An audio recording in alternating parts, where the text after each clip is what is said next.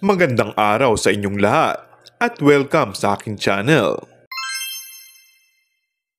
Papunta sa Spain ang showbiz couple na sina Coco Martin at Julia Montes ngayong Lunes.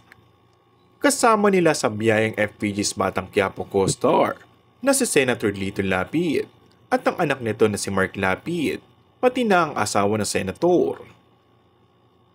Ibinahagi ng businesswoman at social media influencer na si Pinky Tobiano ang mga larawan nila Coco, Julia Montes, Mark Lapid at Senator Lapid nang magkita-kita sila sa Emirates Lounge ng Ninoy Aquino International Airport.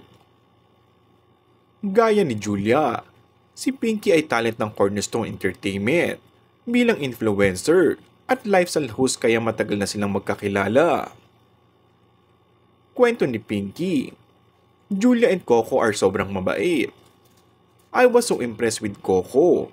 He is a brilliant marketing person, a genius, and they are authentic. Love ko ang couple na to. Si Julia ay super mabait talaga, ever since. We are both Cornerstone Entertainment talents, and 100 lang kami, si Mac Merla.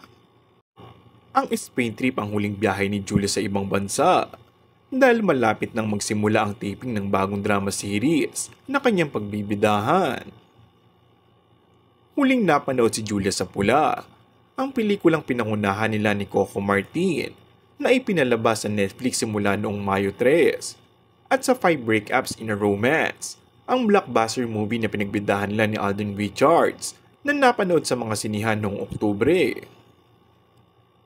Matagal nang inaabangan ang pagbabalik ni Julia sa pag-arte. Dahil ang FPJs ang probinsyano na nagbukas noong Agosto 12 ang kanyang huling partisipasyon sa isang TV series.